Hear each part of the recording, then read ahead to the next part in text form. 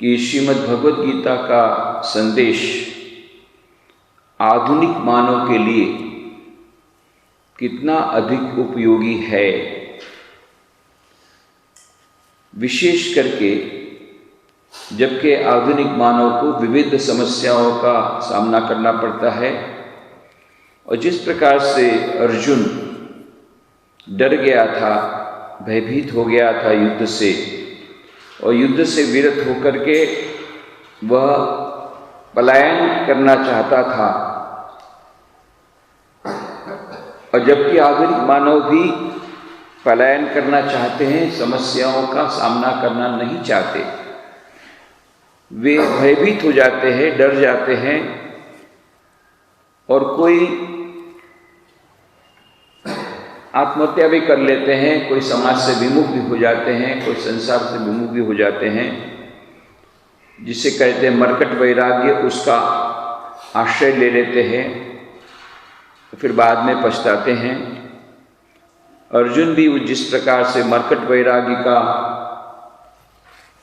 शिकार हो गया था और वह उपदेश देने लगता है भगवान श्री कृष्ण को कि ये सब राज्य लेकर के क्या होगा, उससे अच्छा तो है कि मैं कहीं पर सन्यासी बन जाऊं और भीख मांग करके खाऊं, पर ये रक्त से सने हुए भोगों को मैं भोगना नहीं चाहता। बड़ी बड़ी बातें तो करता है अर्जुन, पर भगवान श्री कृष्ण जानते हैं कि यह अर्जुन नहीं, अर्जुन की कायरता बोल रही है।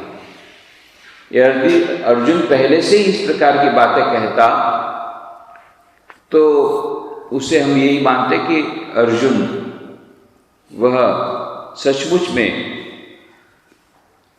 अहिंसा के सिद्धांतों से और प्रेम के सिद्धांतों से और आध्यात्मिकता के सिद्धांतों से वह परिपूर्ण है। पर ऐसी बात नहीं है। कुछ समय के पूर्व अर्जुन बोलता है, मैं देख लेना चाहता हूँ कौन कौन मेरे साथ लड़ने के लिए आए हैं, परंतु वह जो दृश्य देख करके अचानक उसमें परिवर्तन आता है। और ये आज हम देखते हैं प्रत्येक जगह पर, प्रत्येक व्यक्ति को कभी न कभी इस जीवन में ऐसा प्रसंग आता है जबकि वह भयभीत हो जाता है। जैसे एक परीक्षा का विद्यार्थी, सब कुछ उसको आता है, बहुत अच्छा है, बहुत अच्छा पढ़ाई भी कर रहा है, पर परीक्षा में जब बैठने गया और वहाँ पर कुछ प्रश्न ऐसे देखे जिसकी तैयारी उसने नहीं की थी, तो अचानक वह भयभीत हो जाता है, पसीना छूट जाता है और वह कहता है मैं परीक्षा से ड्रॉप ले लूँगा। उसी प्रकार से अर्जुन भी कहता है मैं परीक्षा से ड्रॉप ले लूँगा, मैं युद्ध से ड्रॉप ले लूँगा, मैं युद्ध नहीं करूँगा। भगवान श्री कृष्ण समझते हैं कि यह अर्जुन की कायरता बोल रही, अर्जुन नहीं बोल रहा है, और इसलिए उन्होंने उसकी भर्त्सना न की। यह नहीं कि भगवान श्री कृष्ण चाहते थे कि युद्ध हो, यह नहीं कि भगवान श्री कृष्ण चाहते थे कि खून की नदियाँ बहना बंद न हो, वे भी चाहते थे कि खून की नदियाँ बंद हो, खून न बहे, युद्ध न हो। उसके लिए पूरे प्रयत्न भी उन्होंने किए, स्वयं संधि का प्रस्ताव लेकर के गए, पर जब दुर्योधन ने कहा मैं 5 गांव की आप कहते हैं कि परंतु सुई की नोक के बराबर की जमीन भी मैं देना नहीं चाहूँगा, मैं तो केवल लड़ना ही चाहता हूँ। और तो भगवान श्री कृष्ण समझ गए विनाश काले विपरीत बुद्धि। अब इसका जब विनाश आ ही गया है, वो किसी भी प्रकार से अपना विनाश स्वयं निमंत्रण कर रहा है, तो भावी भी उसमें कुछ नहीं कर सकेगा। और फिर वे वापस लौट आते हैं और फिर उस समय यह निश्चय किया जाता है कि युद्ध करना ही पड़ेगा। तो यह जो कुछ लोग इल्जाम लगाते हैं, आरोप लगाते हैं कि भगवान श्री कृष्ण तो युद्ध कराने वाले थे, या अर्जुन तो युद्ध करना नहीं चाहता था, भगवान श्री कृष्ण उसको उकसाया, युद्ध कर। आज के ज़माने में जब हम अहिंसा की बातें कर रहे हैं, युद्ध से विरत होने की बातें कर रहे हैं, विश्व शांति की, विश्व बंधुत्व की बातें कर रहे हैं, तब भगवद गीता का संदेश वह कितना वह प्रासंगिक है। परंतु हमने यह विस्तार से उसकी बातें कही थी। It is not a war mongering book. युद्ध को प्रयोजित करने वाला वह पुस्तक नहीं है, वह प्रयोजित करने वाली पुस्तक नहीं, युद्ध को प्रयोजन करने वाला वह ग्रंथ नहीं है। तो भगवद गीता में जो कहा गया युद्ध की बात, वो तो हमारे दैनंदिन जीवन की समस्याओं से युद्ध की बात है, और जो समाज में अन्याय है उसके विरुद्ध युद्ध की बात है, और भी अधिक बढ़ करके जो हमारे प्रत्येक मनुष्य के हृदय में जो दुर्योधन, दुशासन आदि दुर्गुणों से, काम क्रोध रोग मोह मद मत्सर रूपी जो दुर्गुण, यही दुर्योधन है, यही दुशासन है। जो दुशासन मतलब जो कुशासन करना चाहे, दुर्योधन जिसकी बुद्धि विपरीत हो, यह सो हमारे भीतर में ही है। इनके विरुद्ध लड़ना है, काम क्रोध लोभ मोह मद मत्सर के विरुद्ध लड़ना है। नहीं तो हम कहते हैं कि तृतीय अध्याय में यदि केवल युद्ध की बात करनी थी तो भगवान श्री कृष्ण उसको बताते, पहले उसको समझाते, भाई युद्ध करने से तुम्हारा श्रेय है, तेरा स्वधर्म है तो युद्ध कर, और युद्ध की टेक्निक बताते, किस प्रकार से युद्ध करना चाहिए, कहाँ से वार करना चाहिए। कहीं गीता में ऐसी कोई बात नहीं है कैसे युद्ध करना चाहिए, किस प्रकार का घोड़ा रखना चाहिए, किस प्रकार का चक्रव्यूह रखना चाहिए। तो क्या भगवान श्री कृष्ण ने क्या बताया, कौन सी टेक्निक बताई? जब अर्जुन ने पूछा कि कैसे बलपूर्वक मानो कोई उसको कुकर्म कराता है, उसका कारण क्या है? मनुष्य तो चाहता नहीं कि पाप करना चाहे, परंतु फिर भी वह पाप करता है, तो उसका कारण क्या है? तब भगवान श्री कृष्ण ने कहा, काम एष क्रोध एष रजोगुण समुद्भव महाशनो महापापमा विद्येनम ही वैरिणम। काम एष क्रोध एष, कौन ये जो है जबरदस्ती मनुष्य के पास से इस प्रकार से पाप कराता है, पाप का आचरण कराता है, उसको गड्ढे में डालता है, कौन है? और तब कहते हैं दो की बात कही, बाद में तीन की भी बातें कही उन्होंने, पर यहाँ पर दो की बात कही तृतीय अध्याय में। काम एष क्रोध एष, काम और क्रोध ये दो ऐसे हैं जिनके कारण सभी मनुष्य पाप की ओर जाते हैं। और हम सचमुच में देखें, बाद में कहेंगे लोभ, कंज्यूमरिज्म, उपभोक्तावाद, काम माने वह भी उपभोक्तावाद का ही है कि और भी कामना, और भी कामना।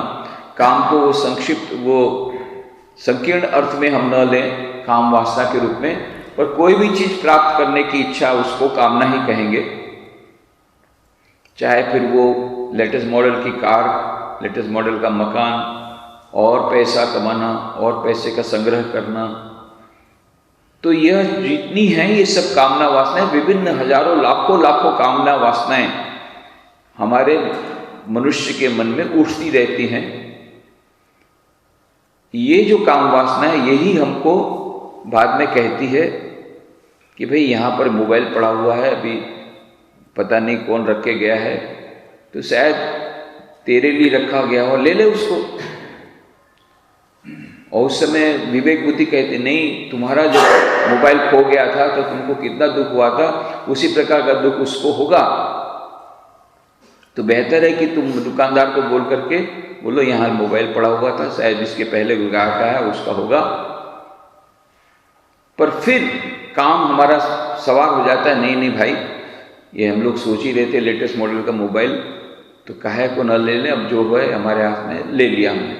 ये किसने किया? काम ने। और उसके बाद में जब उसका सच्ची जो आदमी था उसके साथ उसने जब कहा तो कि नहीं नहीं नहीं, ये तो हमारा खुद का खरीदा हुआ है। ज़्यादा हुआ तो फिर क्रोध आया। तो क्रोध आने के बाद फिर जब क्रोध कंट्रोल में नहीं रहा तो फिर मारना शुरू किया। मारपीट हुई तो पुलिस में गया, पुलिस में प्रमाणित हो गया कि भाई आप ही ने इसने चोरी किया था मोबाइल। तो फिर जेल में गए, एक संभ्रांत व्यक्ति जेल में गए, पेपर में आया, और जो उसको 100 करोड़ का एक सौदा मिलने वाला था वो उसने कैंसिल कर दिया कि अरे भाई ये तो जेल वाला आदमी है, इसके साथ हम कहाँ कंट्रोल करें। एक मोबाइल के कारण 100 करोड़ का सौदा कैंसिल हुआ, जेल हुई अलग, बदनामी हुई अलग। किसने ये सब कराया? काम। ये जो कामना आई जिसने हमारे विवेक बुद्धि को दबा दिया, और फिर उतने से होता तो ठीक था, परंतु काम और क्रोध एक साथ चलते हैं, दोनों भाई हैं, सगे भाई हैं, बुलाना नहीं पड़ता, काम आता है तो क्रोध अपने आप आ जाता है। क्रोध कब आता है? कई लोग बोलते हैं सबसे बड़ा भी जो सबसे बड़ी समस्या, चाहे युवा सम्मेलन में भी यही प्रॉब्लम, चाहे आध्यात्मिक शिविर में भी भक्त लोगों का भी, सभी लोगों का एक ही प्रश्न है, ये क्रोध को कैसे कंट्रोल में करें। ये क्रोध बिल्कुल कंट्रोल में नहीं आता है, और जितनी समस्या क्रोध के कारण होती है, कितने बड़े बड़े साइकोलॉजिस्ट कितनी सारी समस्याओं, कितने क्रोध के ऊपर में कितनी सारी किताबें आ रही है।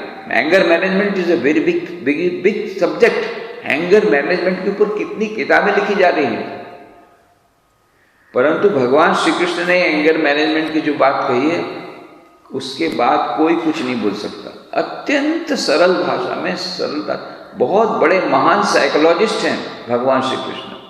आधुनिक मानव की सभी समस्याओं का निदान उन्होंने दे दिया, और कहा कि ये कैसे होता है क्रोध। तो ध्यायतो विषयान पुंसः, द्वितीय अध्याय में कहा था, ध्यायतो विषयान पुंसः संगस्तेषु उपजायते, संगात् संजायते कामः, कामात् क्रोधो विजायते, क्रोधात् भवति सम्मोहः, सम्मोहात् स्मृति विभ्रमः, स्मृति भ्रंशात् बुद्धिनाशो, बुद्धिनाशात् प्रणश्यति। एक मनुष्य का सर्वनाश कैसे होता है, उसका पूरा साइकोलॉजिकल पूरा एनालिसिस करके उन्होंने दे दिया। ध्यायतो विषयान पुंसः, जब एक व्यक्ति बारंबार वह ध्यायतो, ध्यायतो मतलब ध्यान करना नहीं, चिंतन करना।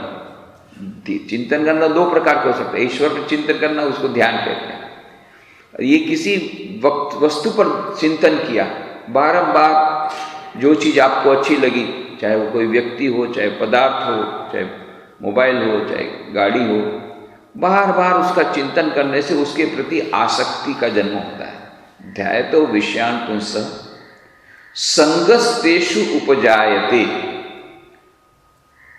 यह जो उसके कारण उसमें अटैचमेंट आ जाता है, आसक्ति आ जाती है। संगस्तेषु उपजायते, संगात् संजायते कामः, और ये जब अटैचमेंट आता है तब उसका पॉजिटिवनेस आता है। जितनी सास बहू की प्रॉब्लम, कोई भी जगह सास बहू की प्रॉब्लम क्यों आते हैं? क्योंकि माँ अटैच्ड है अपने संतान से, और जब अटैचमेंट आता है तो सेंस ऑफ पॉजिटिवनेस आता है, वो उसको हमेशा अपने पास रखना चाहती है 24 घंटा, ये मेरी प्रॉपर्टी है मेरा लड़का। जब शादी हो गई तो पत्नी बोलती है ये मेरी प्रॉपर्टी है, क्योंकि वो भी अटैच्ड है और उसका भी फुल, वो कहते कि ये मेरा, अभी मेरा पोजीशन है। ये पोजीशन की लड़ाई होती है, ये बोलता है ये मेरा है, बोले ये मेरा है। सारे दिन काम करने के बाद जब रात को वापस लौटता है तो पूरी रात पत्नी सोते नहीं, बोलती आपकी माँ ने मेरे पर ये अत्याचार किया, पूरा रिकॉर्ड सुनाती है। और फिर दूसरे दिन जाने के समय उसको रात को चांस नहीं मिला था, उसकी माँ फिर उसको ऑफिस में जाने के पहले पूरा मूड ऑफ करने के लिए पूरा वो कहती कि तेरी बहू ऐसी है। ये क्यों हुआ? क्योंकि दोनों को एक ही समस्या से पीड़ित हैं। ध्यायतो विषयान पुंसः संगस्तेषु उपजायते, संगात् संजायते कामः, कामात् क्रोधो विजायते। और क्रोध कब आता है? हमेशा याद रखना, क्रोध कब आता है? जब हमारी कामना में विक्षेप आता है तब क्रोध आता है।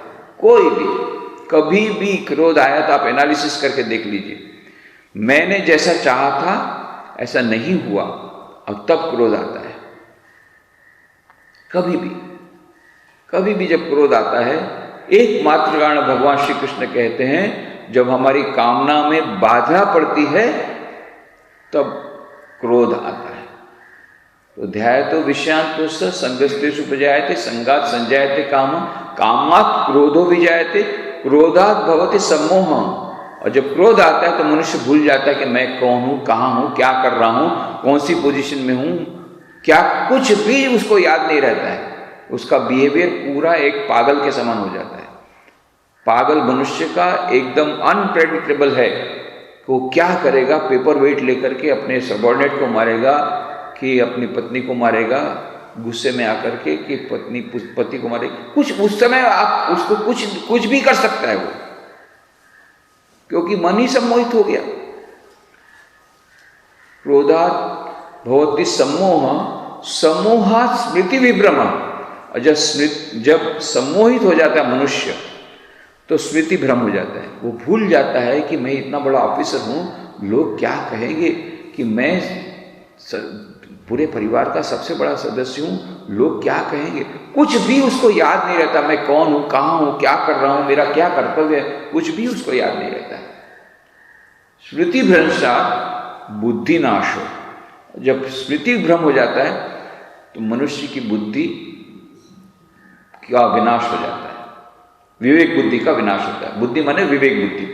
विवेक बुद्धि की कौन सा अच्छा है, कौन सा बुरा, कौन सा करना चाहिए, कौन सा नहीं करना चाहिए, मैं आज इस पोजीशन पर हूं तो मुझे क्या करना चाहिए, वो विवेक बुद्धि फिर उसकी नहीं रहती। बुद्धि नाशात् प्रणश्यति। और जब बुद्धि का नाश हो गया तो मनुष्य का संपूर्ण विनाश, उसके बाद कुछ बचा नहीं रहता है, संपूर्ण मनुष्य का विनाश होता है। तो जो पतन का मनोविज्ञान, psychology of the downfall of a human being, कोई भी साइकोलॉजिस्ट ईस्टर्न वेस्टर्न आज तक जिस सुंदरता से, सरलता से भगवान श्री कृष्ण ने एनालिसिस करके बताया है, आज तक कोई नहीं बताया। और इसीलिए कहा कि 5000 साल पहले उन्होंने जो ज्ञान दिया या उन्होंने जो उपदेश दिया, आज कितना महत्व का है, और अधिक महत्व का हो गया है। जब आज टेंशन का युग आया है, सभी लोग अर्जुन के समान विधा में हैं, क्या करना चाहिए, क्या नहीं करना चाहिए, कुछ समझ में नहीं आ रहा है।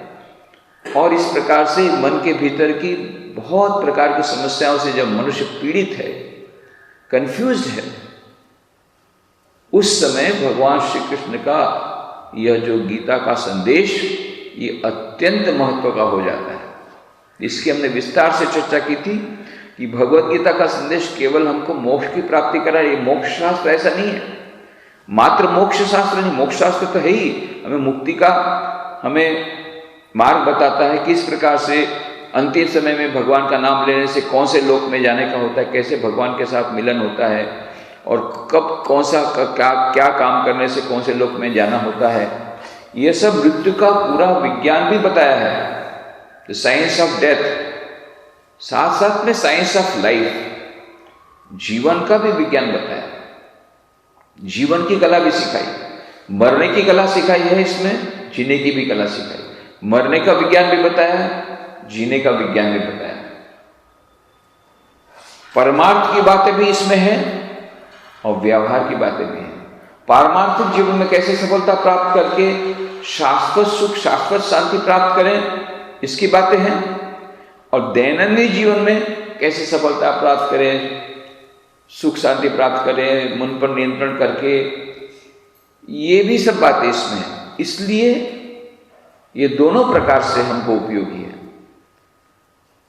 हम जब संसार में रह रहे हैं तो संसार में रहते संसार की जो कुछ भी सफलता या सुख शांति को प्राप्त करने के लिए भी भगवत गीता का संदेश अत्यंत महत्व का है। और पारमार्थिक तो है ही है, मोक्ष के लिए, मुक्ति के लिए, आध्यात्मिक ज्ञान की प्राप्त करने के लिए तो भगवत गीता का संदेश है ही है, पर दैनंदिन व्यवहारिक जीवन में भी अत्यंत उपयोगी है। इन सब की हम लोगों ने विस्तार से चर्चा कर ली थी। और भगवत गीता के जिन श्लोकों की आवृत्ति, 2 प्रकार के श्लोक हैं, एक गीता ध्यान है और गीता महात्म्य है। ये सभी श्लोकों की आवृत्ति हम लोग प्रत्येक चर्चा के प्रारंभ में कर लेते हैं, क्योंकि हमने कहा था कि जितनी इस प्रकार की जब हम आवृत्ति करेंगे, गीता के महात्मा को जानने का प्रयत्न करेंगे, उसको बार बार याद दिलाने का प्रयत्न करेंगे, उतनी मात्रा में हमारे भीतर, हमारे हृदय में भगवत गीता के संदेश के प्रति, भगवान श्री कृष्ण के संदेश के प्रति श्रद्धा का उदय होगा। और जितनी मात्रा में श्रद्धा का उदय होगा, उतनी मात्रा में हम उस संदेश को अधिक अच्छी तरह हृदयगम करके, उसका पालन करके हम अपना मनुष्य जीवन सार्थक कर सकेंगे। इसलिए हमने उसका विस्तार से अर्थ जानने का प्रयत्न किया था कि किस प्रकार से भगवत गीता ने खुद ने कहा है कि सारे उपनिषद मानो गाय हैं कितने सारे उपनिषद है, 108 उपनिषद पर अभी अभी एक पुस्तक प्रकाशित हुई है। वैसे तो उपनिषद अनेक हैं, पर 108 उपनिषद है, जिसमें से कुछ उपनिषदों पर तो आदि शंकराचार्य ने कमेंट्री लिखी है, पर ये 108 हमको मिलते हैं, पर शायद ज़्यादा भी हो। अब इतने उपनिषदों को पढ़ने का प्रयत्न कीजिए, समझने का प्रयत्न कीजिए, कितना अधिक कठिन है। पर भगवान श्री कृष्ण ने क्या किया, ये उपनिषद भी गायों का दोहन किया। दोहने में तो बहुत तेज है, पता है, उनका जन्म ही हुआ गोपाल में, वहाँ वृंदावन में, गोकुल में, तो दोहना, दूध दोहना, गाय को दोहना तो अच्छी तरह जानते हैं। तो उपनिषद रूपी गाय का उन्होंने दोहन किया है, और उसमें से जो अमृत रूपी जो दुग्ध मिला है, उपनिषद रूपी दुग्धामृतम, ये दूध को हम लोग सब पी रहे हैं, मुफ्त में मिल रहा है। अमूल तो भाव बढ़ाते जा रहा है, पर ये दुग्धम गीता अमृतम एकदम निःशुल्क। ये भगवत गीता का पुस्तक गीता प्रेस गोरखपुर वाले अभी शायद रेट बढ़ा के 2 रुपया किया है, पहले 2 आने में मिलती थी। इसका भी भाव बढ़ा है, पर वो जो अमूल के दूध से ये दुग्धम गीता अमृतम, ये कितना सस्ता, और कहीं तो कितने लोग तो मुफ्त में देते हैं, हम लोग तो कितना बांटते हैं, जाओ ले जाओ, 2 रुपये भी नहीं चाहिए। यदि तुम पढ़ते हो और उससे तुमको मन में शांति मिलती है तो ले जाओ। कितने करोड़ों रुपए के इस प्रकार के पुस्तक गीता प्रेस गोरखपुर द्वारा ये प्रकाशित हुए, हमारे रामकृष्ण मिश्र द्वारा प्रकाशित हुए, हमारे यहाँ भी गीता की पुस्तकें कितनी सारी प्रकाशित हुई। विभिन्न लेखकों ने उसको विविध रूप से उसकी आलोचना की है, हिंदी में है, अंग्रेजी में है, गुजराती में है, कई भाषाओं में है, विविध रूप से उसकी आलोचना करके उसका अनुवाद किया गया। तो ये दुग्धम गीता अमृतम महत, ये हम लोग को पीने के लिए मिल रहा है, कितनी बड़ी बात है।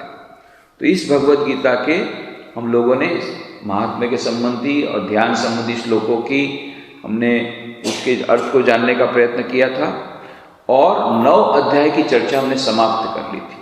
विशेष करके 9वां अध्याय जो हमने पिछले वक्त चर्चा समाप्त की, उसका नाम दिया गया राज विद्या राजगुह्य योग। तो इसका हम लोगों ने कहा था क्यों राज विद्या, राज विद्या माने रॉयल नॉलेज, विद्याओं में सर्वश्रेष्ठ ऐसी विद्या हमको 9वें अध्याय में मिली। और राजगुह्य, गुह्य होता है गुप्त बात, सीक्रेट, पर यहां पर तो टॉप सीक्रेट बता दिया। राजगुह्य योग माने सीक्रेट में भी बहुत सीक्रेट होते हैं, कई चीजें सीक्रेट होती हैं, और उसमें भी टॉप सीक्रेट एक बात होती है। भगवान श्री कृष्ण ने इस अध्याय में टॉप सीक्रेट की बात बता दी। तो वो कौन सी बात थी टॉप सीक्रेट की? तो कितनी जगह पर उन्होंने बताया, क्या क्या बताया कि गतिर् भर्ता प्रभु साक्षी निवासा शरणम सुहृद प्रभो प्रलयम स्थानम निदानम बीजम अव्ययम। संकोच नहीं करते भगवान, अपने स्वरूप प्रकट कर देते हैं। यहां पर टॉप सीक्रेट कि मैं कौन हूं, मैं ग्वाला नहीं हूं। अर्जुन, तू सोच रहा था कि मैं तेरा सखा हूं और ये दूध दोहने वाला ग्वाला नहीं हूं, तो मैं कौन हूं? मैं माने ईश्वर के रूप में अभी बोलते हैं भगवान श्री कृष्ण, टॉप सीक्रेट अपना सच्चा स्वरूप बताते हैं। मैं ही कर्मफल पोषणकर्ता, नियंता, शुभाशुभ के दृष्टा, स्थिति स्थान रक्षक, प्रत्युत का निरपेक्ष उपकारक, सृष्टिकर्ता, प्रलयकर्ता, आधार, लय स्थान, अविनाशी, आदि कारण हूं। मैं वही परमेश्वर। यह माना अपना सच्चा स्वरूप प्रकट कर दिया। और पिता हमस्य जगतो माता धाता पितामह वेद्यम पवित्र ओंकार रुक्षाम युजुरे वच। मैं ही संसार का जन्मदाता पिता, गर्भधारिणी जननी, कर्मफलदाता ईश्वर, पिता का भी पिता, एकमात्र ज्ञेय पदार्थ, पवित्र प्रणव, ऋग्वेद, सामवेद और यजुर्वेद मैं ही हूं। यह भी सीक्रेट बता दिया। त्वमेव माता च पिता त्वमेव, त्वमेव बंधुश्च सखा त्वमेव। यह जो बात है यहाँ भगवान श्री कृष्ण ने उसका अनुमोदन किया। और क्या कहा? अनन्या चिंतयन्तो माम ये जना परिपासते तेषां नित्याभियुक्तानां योगक्षेमं वहाम्यहम्। जो मेरा अनंत, जो मेरी चिंतन करेगा और अनन्यतापूर्वक मेरा चिंतन करेगा, मेरा गुणगान गाएगा, मेरा कीर्तन करेगा, अनन्या चिंतयन्तो माम ये जना पर्युपासते, पर्युपासते उपासना करेगा, तेषां नित्याभियुक्ता नाम, ऐसे जो मुझसे नित्य युक्त हैं, उनका योगक्षेम का वहन मैं करूँगा, स्वयं करवाऊंगा नहीं, मैं स्वयं कहूँगा। तो उसके भीतर में हमने भट्ट जी के बात कही थी, और भी कई कहानियाँ कही थी, स्वामी विवेकानंद की हमने बातें बताई, सच्ची घटना कई प्रकार की बताई। सचमुच में किस प्रकार से ईश्वर आज भी योग अक्षेम दोनों का वहन करते हैं, किनके लिए? जो भक्त अनन्य चित्त से भगवान का कीर्तन करते हैं, भगवान की उपासना करते हैं। तो यह भी बताया भगवान ने, और फिर ये भी कहा, ये भी एक बहुत बड़ा सीक्रेट उन्होंने बताया, अपि चेत्सु दुराचारो भजते बाम अनन्य भाग साधुरेव समंतव्य सम्यक व्यवस्थितो ही स। 30वें श्लोक में कहा, अत्यंत दुराचारी व्यक्ति भी, सुदुराचारी, केवल दुराचारी नहीं, अत्यंत दुराचारी व्यक्ति भी यदि एकांत चित्त से मेरा भजन करता है तो वह साधु ही ऐसा समझना चाहिए, क्योंकि वह उत्तम रूप से निश्चय ज्ञान संपन्न है। बहुत बड़ी बात जो हम लोग विश्वास नहीं होता है, परंतु कैसे कितने सारे हमने उदाहरण दिए कि जहाँ पर पापी जन या दुरात्मा भी संत में परिवर्तित हो गए, अद्भुत उच्च कोटि के संत बन गए ईश्वर की कृपा से, उस पारसमणि के स्पर्श से। और सबसे बड़ी बात भगवान श्री कृष्ण ने कह दिया अर्जुन को, जा डिक्लेयर कर दे, जा डिक्लेयर कर दे, ओपनली डिक्लेयर कर दे, ओपनली डिक्लेयर कर दे। डंके की चोट पर मैं कहता हूं, तो सब जगह ढंढेरा पिटा कर बता दे, क्या? कौन्तेय, हे कौन्तेय मन हे अर्जुन, प्रतिजानी ही, सब जगह बता दे, डंका पीट करके बता दे, न मे भक्त प्रणश्यति, मेरे भक्त का कभी विनाश नहीं होता है। कितनी बड़ी बात, कितना बड़ा आश्वासन, कितना बड़ा टॉप सीक्रेट बता दिया भगवान श्री कृष्ण, मेरे भक्त का कभी विनाश नहीं होता। हरिने भजता हजी सुधी कोई नहीं लाज जता नथी जानी रे। बहुत अच्छा भगवान गीत गुजराती में है। और यह भी भगवान श्री कृष्ण ने मानो ये जो ईश्वर के स्वयं अवतार हैं, यह मानो स्वीकार किया, और उसका उन्होंने मानो आत्म प्रकाश कर दिया कि हाँ, मैं ही माता हूं, मैं ही पिता हूं। पर हम लोग के भीतर में वो श्रद्धा नहीं है। श्रद्धा यदि आ जाए तो सब कुछ हो जाता है। श्रद्धा का यदि उदय हो गया तो सब कुछ हो गया। भगवान पर ये श्रद्धा उतनी सरल तो नहीं है। एक बार सरल हो जाए तो बहुत अच्छा है। स्वामी विवेकानंद को एक बार शरदचंद्र चक्रवर्ती ने प्रश्न पूछा कि रामकृष्ण देव जो ईश्वर के अवतार हैं, इस पर श्रद्धा आना बड़ा मुश्किल लगता है, क्योंकि एक व्यक्ति कहाँ निर्गुण निराकार परब्रह्म परमात्मा अनंत शक्तिमान, कहाँ ये 3.5 फुट लंबा ये मनुष्य, कितनी सारी, उसको गले में कैंसर, और ये इस प्रकार की दुर्बलता, इस प्रकार का ये कैसे समझ में आएगा कि वो निर्गुण निराकार परब्रह्म परमात्मा यही है, ईश्वर हुए हैं? बोले संशय आ जाता है।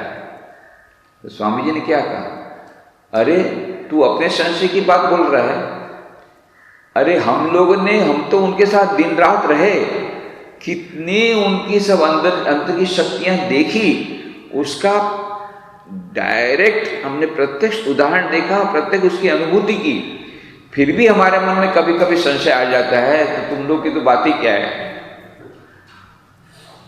तो ये अवतार के ऊपर जो विश्वास लाना बड़ी कठिन बात, पर अर्जुन को भगवान श्री कृष्ण ने दिलाया, क्योंकि उन्होंने सामने प्रत्यक्ष कहा कि हाँ मैं ही तेरा मैं ही माता हूँ, मैं ही पिता हूँ, मैं भी सर्वस्व हूँ। यह जो अर्जुन को प्रत्यक्ष उन्होंने ज्ञान दिया, एक बहुत बड़ी बात है।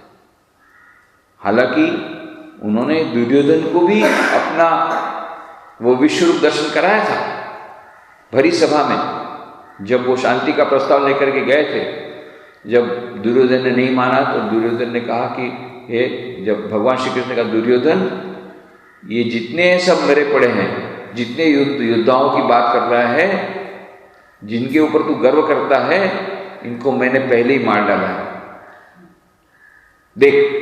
और फिर अपना विश्वरूप दर्शन दिखाते हैं जहां ये सब योद्धा मरे पड़े हुए हैं। यही विश्वरूप दर्शन 11वें अध्याय में आएगा। अर्जुन एकदम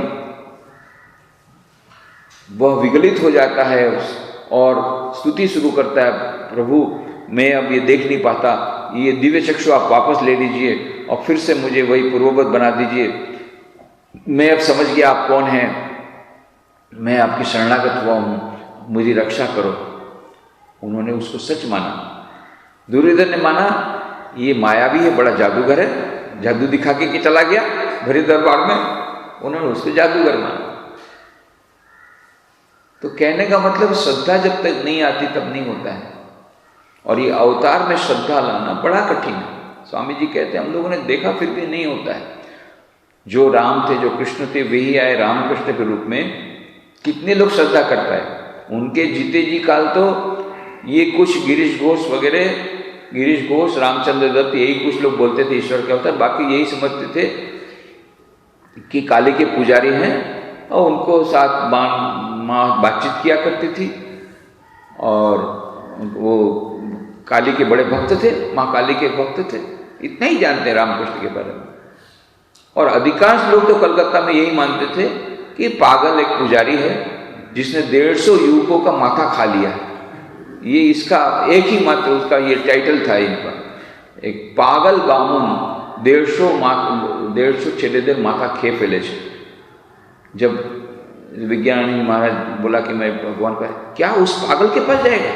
150 लोगों का माथा खा लिया, उस पागल के पास जाएगा? तो पागल ब्राह्मण तो इनका टाइटल था। तो कोई समझ नहीं पाया था। ज्यादा से ज्यादा हो कि हाँ भाई एक अच्छा आदमी था, काली का पुजारी था पागल पर पुजारी था, भक्तिमान था, था पागल। पागल नहीं होने से ऐसा करेगा कामकाज? संसार का सब छोड़ दिया। कौन छोड़ता है आजकल? एक पैसा भी छोड़ना नहीं चाहता, उन्होंने सब छोड़ दिया। 5 रुपया उनको सैलरी मिलती थी उस समय पुजारी के रूप में। एक बार भी गए नहीं खजानजी के पास। वो यदि भिजवाते तो अलग बात है, उन्होंने कभी साइन नहीं किया कोई डॉक्यूमेंट पर। जमीन की रजिस्ट्री हो रही थी कामारपुर में, वो नहीं गए। और उनके पिताजी को जैसा बाप वैसा बेटा, उनके पिताजी भी गवाह नहीं देने गए, इसलिए उनको निकाल करके रख दिया। जमींदार ने देरे गांव से फेंक दिया। तो उन्हीं के तो बेटे थे, कहाँ से वो जाते वहाँ पर रजिस्ट्री ऑफिस में। हालांकि उसमें गलत कुछ करना नहीं था, केवल सिग्नेचर करना था, पर उनका नहीं, जमींदारी वगैरह में नहीं। और जब मथुर बाबू उनको जमीन देने का प्रस्ताव लेके गए कि भाई मेरे मरने के बाद आपका क्या होगा, आपको मेरे लड़के लोगों को तो आपके प्रति श्रद्धा भक्ति संपन्न नहीं है और आपकी सेवा में त्रुटि होगी, इसलिए मैं चाहता हूं कि कुछ गांव आपके नाम लिख के जाऊं, तो उस गांव में से जो इनकम होगा उससे आपकी सेवा चलती रहेगी। रामकृष्ण देव ने क्या किया, हम लोग रहते तो बड़े खुश हो जाते, अरे भाई जल्दी करो यार, बुलाओ वकील को, फिर बाद में तुम्हारा विचार बदल जाए उसके पहले, अभी अभी हम लिख लेते। हम लोग तो ऐसे ही करते हैं कि तुरंत करो। पर रामकृष्ण ने क्या किया, लाठी लेकर के बोले साला इसके बाद में कभी ऐसी बात की तो मार मार के पीट दो, फट यहां से, मेरे को माया में भुलाने आया, माया में भुलाने आया मेरे को जमीन दे करके, वो भग यहां। मथुर बाबू को लाठी दिखा के थे। मथुर बाबू उस समय रानी रासमणी के दामाद राजा, और कहा ये ऑर्डनरी पुजारी जिसका सैलरी 5 रुपया महीने है, पर वो पुजारी की ये हिम्मत, ये लकड़ी लेकर के मथुर बाबू को मारने दौड़े, तो समझ जाइए क्या उनका पावर हुआ, भीतर की शक्ति क्या होगी। तो ये बाहर की लीला हमारे समझ में तो आएगी नहीं, ये हमारी समझ में नहीं आएगी, परंतु इन्हें त्याग का आदर्श, उच्चतम आदर्श दिखा दिया। मारवाड़ी जो आया था लक्ष्मीनारायण मारवाड़ी, वो भी बोला इसी प्रकार से, चैम्बर मैली चादर देख करके बोला, अरे हमारे यहाँ तो हमारे देश में, मैंने राजस्थान में, वहाँ तो हम लोग बहुत साधु लोग की सेवा करते हैं। या बंगाल में लोग साधु लोगों की सेवा जानते ही नहीं है। आपकी मैली चादर है, कोई देखता भी नहीं मैली चादर, क्योंकि उस समय मथुर बाबू के जैसा मालूम ही था, मथुर बाबू के मरने के बाद तो फिर उनको एक्चुअली तो निकाल भी दिया था एक बार श्री रामकृष्ण को दक्षिणेश्वर से। बाद में फिर उनको वापस लाया गया, नहीं आपके लिए नहीं है, हृदय को केवल निकाला है, आपको नहीं निकाला है। और पहला ऑर्डर तो यही था, रेलवे के बाबू ने, मथुर बाबू के लड़के ने, उनको भी निकाल दिया था गुस्से में। जो भी होगा, पर कोई देखता नहीं था। बोले मैली चादर देख करके उसको बड़ा दुख हुआ लक्ष्मीनारायण मारवाड़ी को। हमारे यहाँ तो हम लोग साधु लोग को इतना सम्मान देते हैं, उनकी सेवा करते हैं, और यहाँ पर देखिए आपकी सेवा, आप इतने अच्छे महात्मा उनकी आपकी सेवा करने वाले हैं। तो मैं ऐसा करता हूँ, 10,000 रुपया वो आपके नाम से जमा कर दूंगा, तो उसके ब्याज से 40 रुपया ब्याज आएगा हर महीने। आप समझ लीजिए, जिनकी सैलरी 5 रुपया महीने है, उनको 40 रुपया ब्याज मिलने की बात। उस समय के 10,000 रुपये मैंने, अभी कम से कम 100 करोड़ रुपया। यदि आप उसको इस प्रकार से देखिए कि जिस प्रकार से दूध मिलता था, तो अभी जैसे हमारा दूध का बिल होता है 500 रुपया, उस समय के ज़माने में 1 रुपया भी नहीं होता था बिल। 8 आने में, 4 आने में दूध आता, महीने भर का दूध आ जाता था। आज से 150 साल पहले की बात हम कर रहे हैं, जो अभी इन्फ्लेशन इतना हो गया है। तो उस समय के ज़माने के 5 रुपये की सैलरी, ये आज की 5,000 सैलरी से भी ज़्यादा। 5 रुपये उस समय के 5,000 से ज़्यादा, तो समझिए 1000 गुना तो कम से कम हो गया। तो 10,000 का मल्टीप्लाई किया 1000 गुना, उतना रुपया देने के लिए वो आया था लक्ष्मीनारायण मारवाड़ी। हम होते तो कितने खुश हो जाते कि चलो भाई बहुत। 40 रुपया उस समय का, 40 रुपया मतलब 40,000 रुपया तो हर महीना आपके अकाउंट में जमा हो जाएगा ब्याज। जो करना हो करिए, बड़ी सेवा, कितनी अद्भुत सेवा हो जाती। ठाकुर को, रामकृष्ण देव को पैदल जाने नहीं पड़ता, घोड़ा गाड़ी रहती उनके लिए, तो वो तो जमींदारी हो जाते खुद ही। परंतु जब इन्होंने ये प्रस्ताव रखा, तो रामकृष्ण देव ने कहा कि देखो, मैं पैसा का स्पर्श नहीं कर पाता हूं, और ये पैसे की बात बिल्कुल मेरे पास मत आना।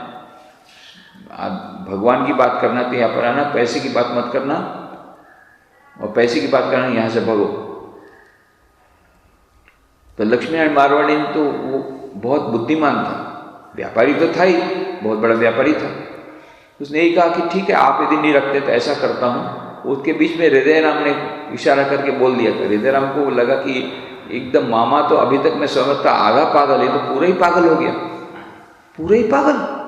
अरे 10,000 रुपया वापस देने के लिए आ रहा है, उसको ना बोल रहे, मामा एकदम पागल हो गया। बोले उससे नहीं होगा, चलो मैं ले लूंगा, आप चिंता मत करिए, मैं तो उनकी सेवा में हूँ, आप दीजिए, मेरे को दे दीजिए। तो फिर इन्होंने यही प्रस्ताव रखा लक्ष्मीनारायण मारवाड़ी ने, ठीक है, तो अब आप नहीं रखते हैं, आप तो पैसे का स्पर्श नहीं कर पाते, मैं समझ सकता हूँ, उच्च कोटि के आप महात्मा हैं, तो ऐसा करता हूँ, मैं हृदय राम के नाम के लिख देता हूँ मेरे डॉक्यूमेंट्स, तो वो इंटरेस्ट उसको हृदय राम को मिलता रहेगा। राम के अंदर कहीं नहीं, वो तो मेरा सेवक है, वो रुपया तो लगाएगा, उस मेरी सेवा में लगाएगा, तो मेरा लेना उसका लेना क्या अलग हुआ? नहीं होगा, ना बोल दिया। पर ये जो लक्ष्मीनारायण मारवाड़ी बहुत ही बुद्धिमान था, बहुत भक्त भी था और बुद्धिमान भी था, तो उसने आइडिया लगाया, ठीक है आप नहीं लेंगे तो ऐसा करता हूँ, मैं माँ जी को दे देता हूँ। माँ जी मतलब माँ शारदा देवी सामने रहती नौबत खाने में, माँ जी को दे देते। बोले हाँ उनको दो, उनको दो। रामकृष्ण देव तो जानते थे क्या होगा। माँ शारदा देवी उनको क्या इतने साल में जानते नहीं थे, त्याग की प्रतिमूर्ति। और लक्ष्मीनारायण मारवाड़ी ने जब यही कहलवा के भेजा, इस प्रकार से मैं 10,000 रुपया लेकर आया हूँ, इस प्रकार से आप उसको ग्रहण कीजिए। माँ ने कहा कि वहाँ रामकृष्ण के, बोले उन्होंने कहा कि मैं तो नहीं लूँगा, इसलिए आपके पास भेजा है। बोले मेरा लेना उनका लेना कि अलग होगा क्या, हमारा अकाउंट अलग है? अरे उन्हीं की सेवा में तो मैं डालूंगी, जब उन्होंने ग्रहण नहीं किया तो मैं ग्रहण नहीं कर सकते, मैं उनकी अर्धांगिनी हूँ। कितनी बड़ी बात। अभी दूसरी कोई स्त्री रहती तो अरे भाई ये तो अपना संसार डुबा दिया, कुछ नहीं किया, वो तो रहता है अपने अलग समाधि अवस्था में उसको पैसे का क्या मतलब, उसको क्या पैसे का मूल्य, उसको कुछ मालूम ही नहीं पैसे का मूल्य क्या है।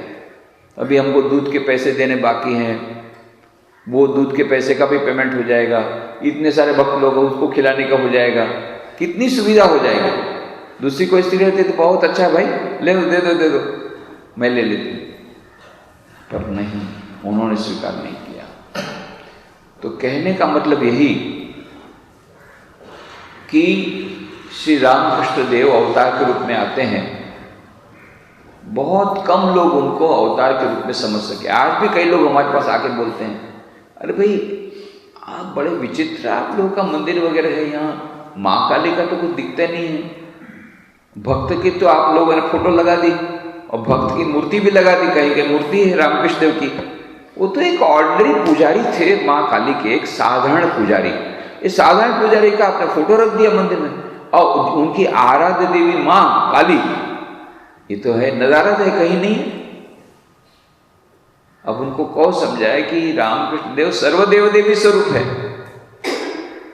जो लोग आते हैं तिथि पूजा मान जानते हैं, जब हम हवन में बिल्वपत्र देते हैं, सर्वदेव देवी स्वरूपाय श्री रामकृष्णाय स्वाहा करके मंत्र देते हैं, सर्वदेव देवी स्वरूप है, उसमें सभी मैं देवी देवता आ गए, ये जो साक्षात ईश्वर हैं, ये बहुत कम लोग समझ पाते हैं। 16,000 ऋषि लोग थे जब रामचंद्र जी आए, वहां पर परिवार घूम रहे थे जब वनवास के समय, उसमें से केवल 12 ऋषि रामचंद्र जी को पहचान पाए।